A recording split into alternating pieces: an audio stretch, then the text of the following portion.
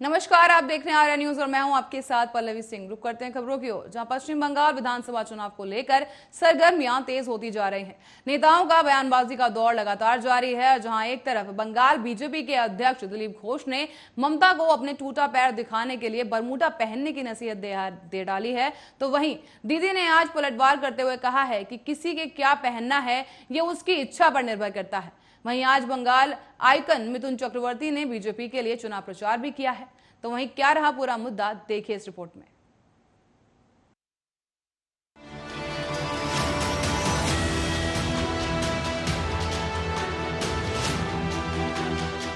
पश्चिम बंगाल विधानसभा चुनाव की तारीख जैसे जैसे नजदीक आ रही है, नेताओं के बयान वैसे ही तीखे होते जा रहे हैं। कल बंगाल बीजेपी के अध्यक्ष दिलीप घोष ने पुरुलिया में एक चुनावी सभा में मुख्यमंत्री ममता बनर्जी को लेकर विवादित टिप्पणी की।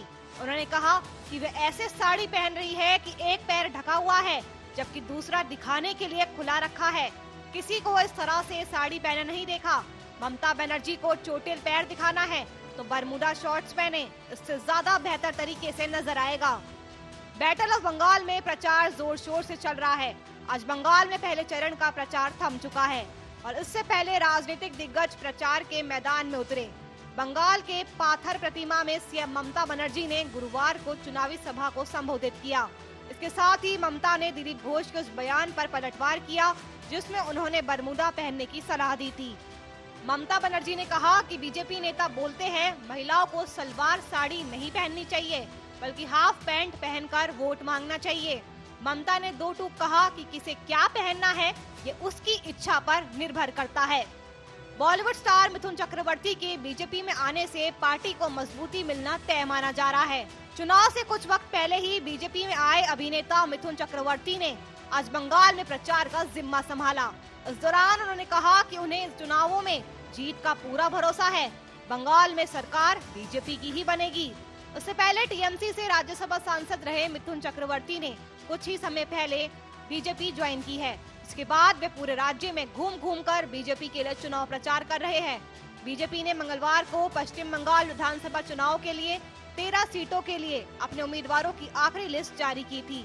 राज्य में आगामी 8 चरण के विधानसभा चुनावों के लिए बीजेपी की लिस्ट में बॉलीवुड अभिनेता मिथुन चक्रवर्ती का नाम शामिल नहीं है, जो हाल ही में भगवा खेमे में शामिल हुए थे।